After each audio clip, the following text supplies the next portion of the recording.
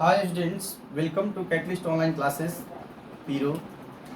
आज के इस टॉपिक में हम लोग देखेंगे अवतल दर्पण के सामने स्थित वस्तु का प्रतिबिंब अलग अलग स्थितियों में कहाँ कहाँ पर बनेगा और उसकी प्रकृति क्या क्या होगी। ठीक है, तो चलिए स्टार्ट करते हैं। इससे पहले थोड़ा सा समझ लेते हैं कि अवतल दर्पण में ध्रुव को दिखाते हैं पी अक्षर से, और ध्रुव जो होता है पी से दिखाते हैं ध्रुव को। ध्रुव जो होता है दर्पण का मध्य बिंदु होता है, दर्पण का मध्य बिंदु। सी जो होता है वक्ता केंद्र होता है।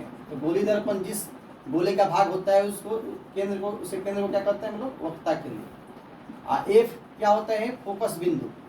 तो ये फोकस बिंदु क्या होता है?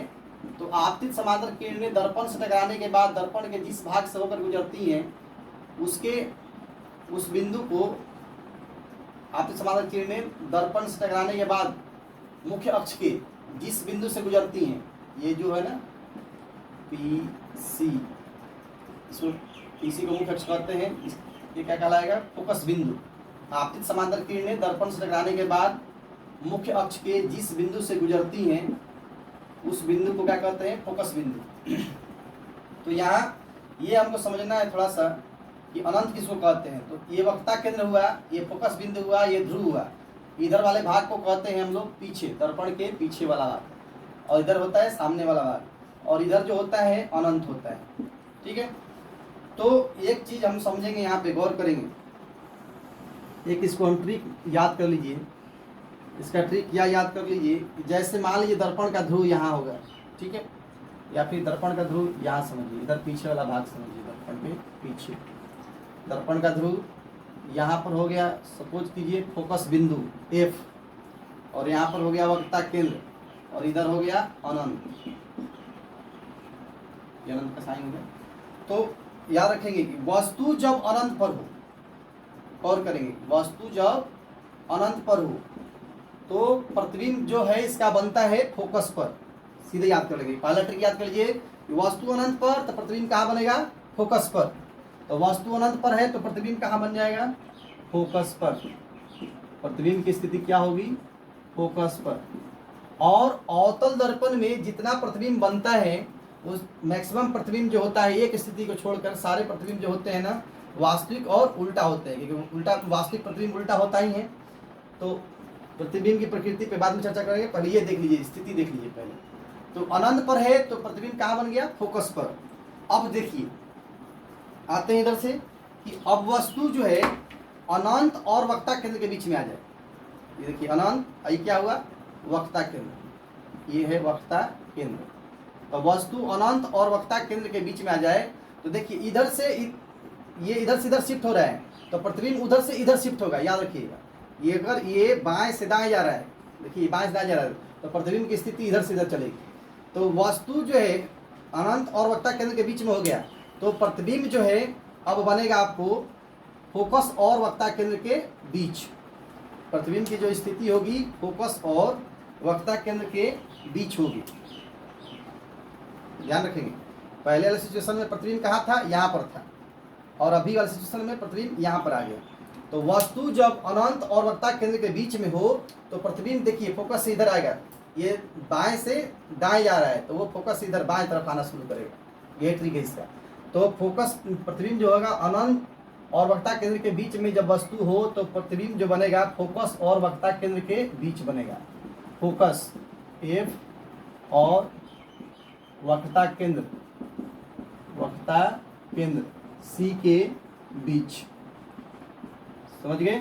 अब देखिए जब वस्तु वक्ता केंद्र पर आ जाएगा, जब वस्तु वक्ता केंद्र पर आ जाएगा तो इसका प्रतिबिंब भी वस्तु वक्ता केंद्र पर आ जाएगा तो इसका प्रतिबिंब भी वक्ता केंद्र पर ही बनेगा। देखिए ये इधर आ गया तो उधर से प्रतिबिंब शिफ्ट होके उधर से, देखिए ये इधर से इधर गया, उधर से प्रतिबिंब इधर आ गया, ये वक्ता केंद्र पर ही बनेगा। तो इसका प्रतिबिंब क्या बनेगा? वक्ता केंद्र पर ही।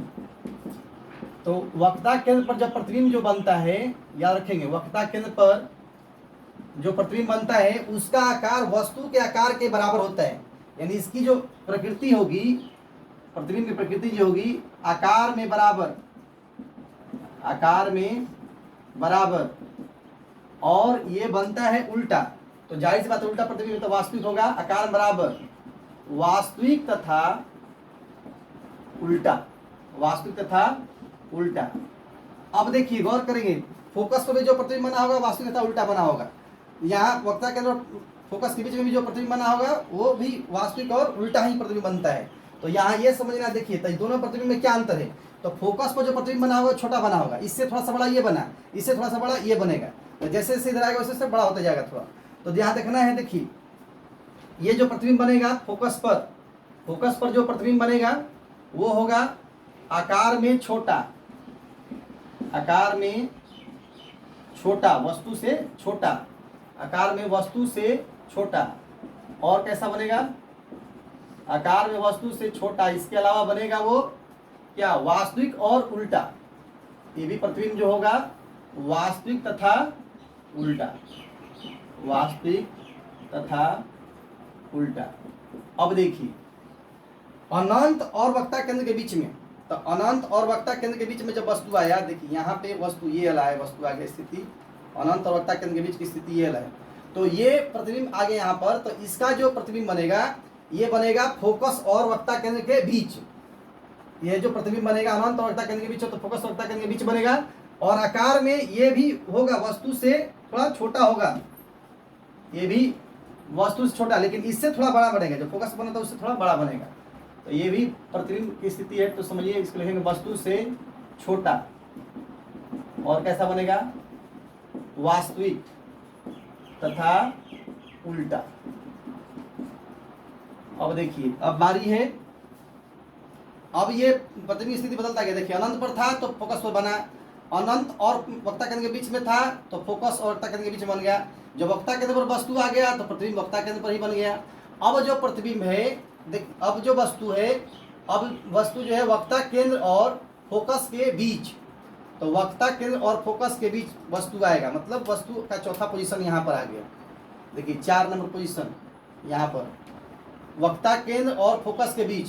तो अब देखिए अब प्रतिबिंब इधर शिफ्ट होगा, तो ये इधर शिफ्ट होगा, तो देखिए इधर क्या होगा, वस्तु से थोड़ा बड़ा प्रतिबिंब बनेगा। यानी इसका जो प्रतिबिंब बनेगा कहाँ बनेगा, वक्ता केंद्र और अनंत के बीच, वक्ता केंद्र और अनंत के बीच। लेकिन अंतर क्या होगा कि थोड़ा ये प्रतिबिंब बड़ा हो जाएगा, वस्तु से बड़ा। तो इसका जो यहाँ पे जवाब लिखेंगे हम लोग, वक्ता केंद्र और फोकस के बीच में जब वस्तु रहेगा तो इसका जो प्रतिबिंब बनेगा वक्ता केंद्र के बाईं ओर। देखिए इधर ये दाएं वक्ता केंद्र से दाहिने गया वस्तु तो प्रतिबिंब आएगा बाएं। तो ये बनेगा आपको वक्ता केंद्र और अनंत के बीच, वक्ता केंद्र सी तथा अनंत के बीच प्रतिबिंब बनेगा। और कैसा होगा, तो वस्तु से बड़ा, वस्तु से बड़ा। याद रखेंगे फोकस से जैसे जैसे इधर आएगा वस्तु बाएं, फोकस से बाएं आने पर आकार बड़ा होगा, आकार बड़ा, फोकस से बाएं आने पर आकार बड़ा। और अनंत से, यहाँ देख लीजिए फोकस से बाएं आने, देखिए फोकस पर छोटा, इससे थोड़ा बड़ा, फिर इसके बड़ा बना, इससे भी बड़ा यहाँ बन गया। तब फोकस वस्तु से बड़ा प्रतिबिंब बना, यहाँ पे हो जाएगा ये भी कैसा होगा, वास्तविक तथा उल्टा। ठीक है। अब देखिए वस्तु के बारी आ गया 5वां नंबर पोजीशन पे। 5वां नंबर पोजीशन कौन सा था, फोकस पे। तो वस्तु जब फोकस पे चला आएगा 5 नंबर पोजीशन पे, तो प्रतिबिंब चला जाएगा अनंत पर। प्रतिबिंब कहाँ बनेगा, जब वस्तु आ गया फोकस पर, तो देखिए ये चलते चलते अब यहाँ आ जाएगा। अब जो प्रतिबिंब होगा यहाँ पर बनेगा अनंत पर। तो प्रतिबिंब कहाँ बनेगा, अनंत पर।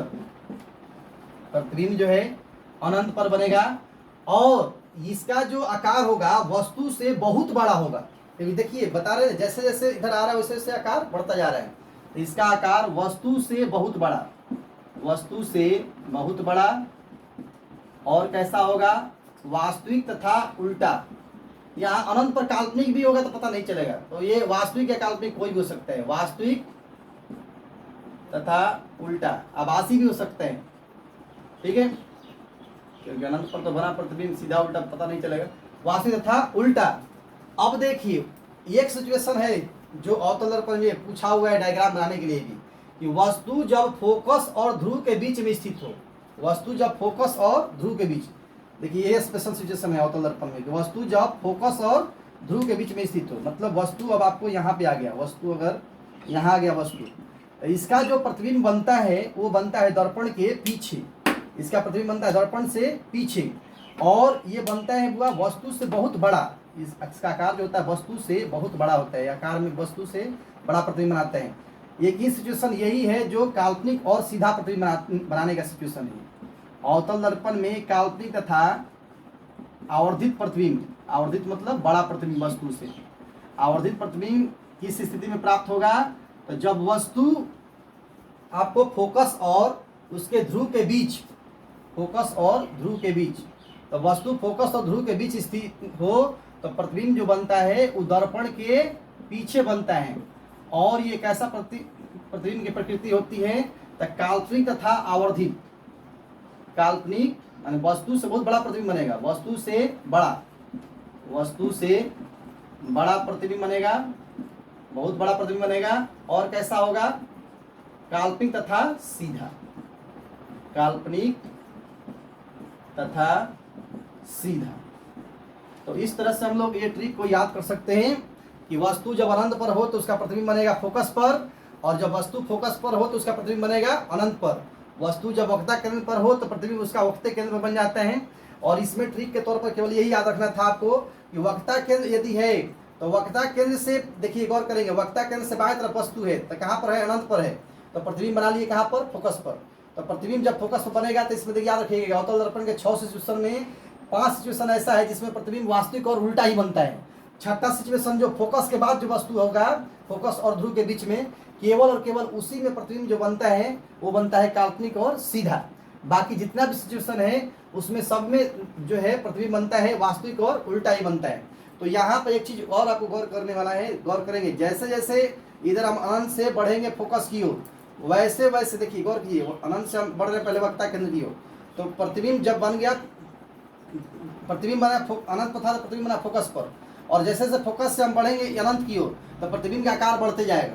सीधे याद कर लेना है कि फोकस से अनंत की ओर बढ़ते जाएंगे, प्रतिबिंब का आकार बढ़ते जाएगा। और एक सिचुएशन स्पेशल है कि जब फोकस और ध्रुव के बीच में वस्तु रहेगा तो उसका जो प्रतिबिंब बनेगा दर्पण के पीछे बनता है और वो काल्पनिक तथा सीधा बनता है। अवतल दर्पण में ये सबसे स्पेशल सिचुएशन है, इससे बहुत बार क्वेश्चन नहीं पूछा हुआ है।